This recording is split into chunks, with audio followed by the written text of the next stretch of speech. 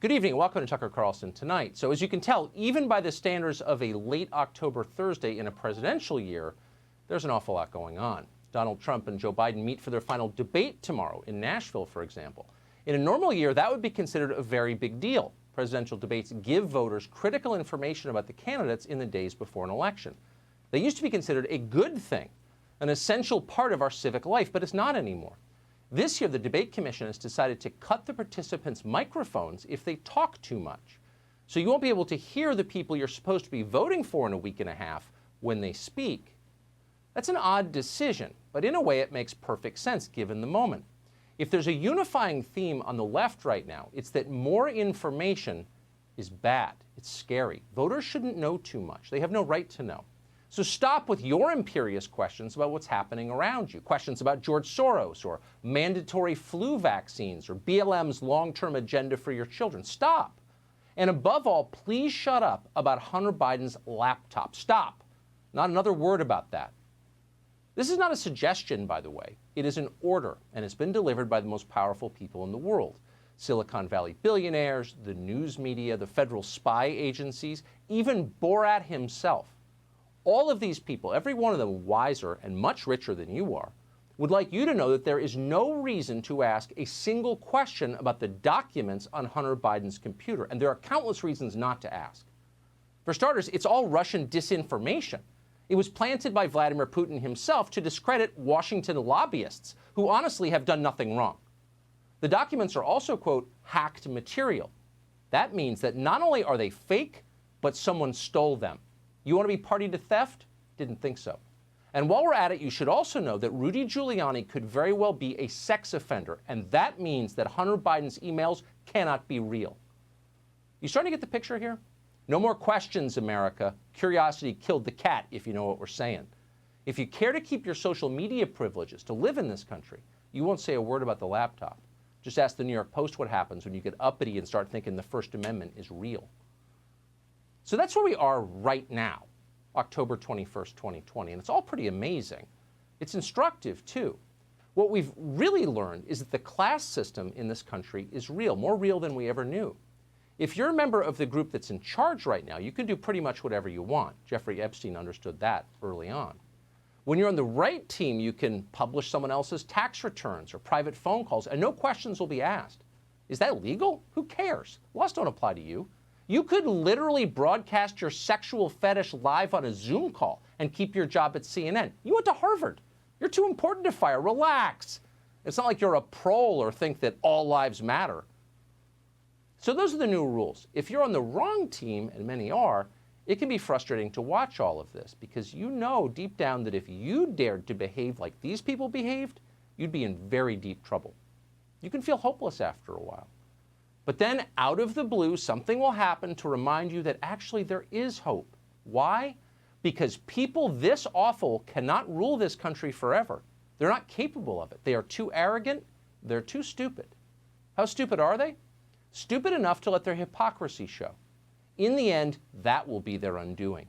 You cannot impose rules you refuse to follow. People will not put up with that over time. It's too infuriating.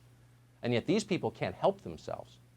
Tonight, we've got an amazing example of this. It's a story worth putting in the Museum of Hypocrisy, right next to Bernie Sanders' private jet and the automatic weapons Mike Bloomberg's bodyguards carry. This is a good one.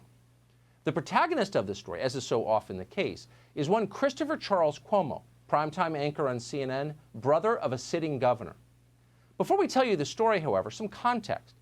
The one thing you are likely to know about Chris Cuomo, other than the obvious, which is that he has fabulous lats, is that Chris Cuomo really believes in masks, really believes with sincere religious intensity. If there was a shrine to the patron saint of paper surgical masks somewhere in the countryside of Portugal, Chris Cuomo would go there each summer. He would crawl on his knees if he had to. Such is his devotion. Here's Chris Cuomo sharing his faith. How do we help? Put on the damn mask. If you're in California, if you're in Riverside, wear the mask. If you want to avoid situations like this where you live, wear the mask. If we care about doing the right things, I wear a mask for you as much as I wear it for me. I had the disease. You need to wear a damn mask. Right. And you have to take care of other people in your community, and it's got to be about us because the help's not going to come from above. I wear a mask for you as much as I wear it for me.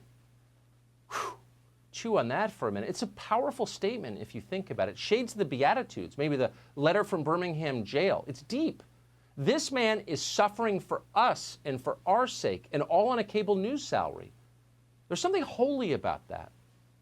But the question is it real? Is this man actually Dietrich Bonhoeffer? Or is he Jimmy Swaggart? It's pretty clear what his building superintendent thinks. This show has obtained a letter from the management of Chris Cuomo's New York City apartment building. The letter in question is addressed directly to Chris Cuomo. The date on it is August 6th, 2020. Here's what it says. Quote, Dear Mr. Cuomo, as I'm sure you know, because of the ongoing COVID-19 health crisis, on April 15th, 2020, Governor Cuomo issued Executive Order 202.17, which requires anyone over the age of 2 to wear a face mask or cloth that covers their mouth and nose while in a public space. Okay, that's how it starts. And it's a fair guess that Chris Cuomo already knew that because, after all, he's the mask guy, and of course his own brother issued the order. So with that in mind, listen to how the letter continues. Quote, you have been observed entering and exiting the building and riding the elevator without the required face coverings. Even though staff members have asked you to comply with this requirement, you have refused to do so. This is a violation of the executive order, building policy, and it places other residents and our staff at risk. There are no exceptions to this rule, and you are required to comply. The letter goes on to threaten Chris Cuomo with a $500 fine if he continues to endanger his neighbors and the city with his masklessness.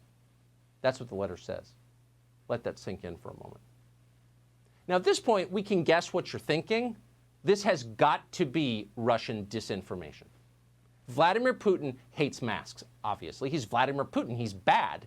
Bad people don't like masks. It's that simple. And Putin would like nothing more in the world than to discredit Chris Cuomo because Chris Cuomo is this country's foremost and most fearless defender of maskedness. So, of course, that's what we assumed was going on. Obviously, we read the news. But then we did some reporting. In short order, and honestly, it pains us to tell you this, but we have to, this show has confirmed that the letter is in fact real. It's not a Russian plant. We called the building manager, and she spoke perfect English, not a hint of Slavic inflection. Clearly not a Russian agent. In fact, she admitted writing the letter. We should tell you that she became upset when we mentioned Chris Cuomo by name, but we don't blame her for that. You don't want to tangle with the man who does squat thrusts while eating lunch. You don't know what might happen. But you do wonder about Chris Cuomo, and you worry. Will his brother have him arrested? Back in May, we learned that very well could happen. In New York, no one is above corona law. I think it's disrespectful of people not to wear masks. I mean, think about it. Do I think local government should be enforcing it? And should there be sanctions? Yes. Yes. Because it is a public health emergency, and I think there should be a penalty. Because you could literally kill someone. You could literally kill someone because you didn't want to wear a mask. You could literally kill someone. That's coming from Andrew Cuomo, keep in mind, who knows more than a little about literally killing people in New York. You could say it's his specialty. But we don't expect Andrew Cuomo to ship his brother to Rikers. The governor didn't do anything earlier this month when we showed you that photograph of Chris Cuomo without a mask outside at a crowded restaurant on Long Island. And Governor Cuomo didn't do anything either when his brother faked being in quarantine earlier this year and instead spent the afternoon hassling bicyclists.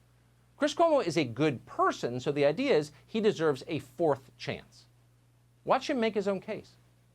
All right, so while most Americans are staying inside, or should be, right, if they're not out protesting like fools, they're not happy about being told to stay home.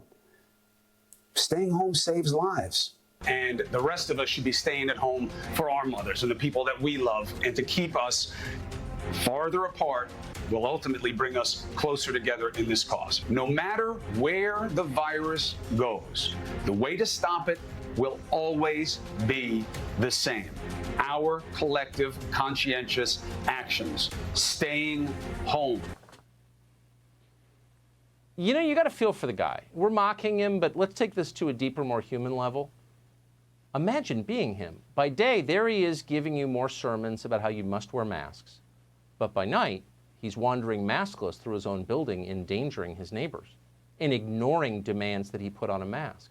Chris Cuomo must be deeply upset with Chris Cuomo, which of course we already guessed from his exercise regimen.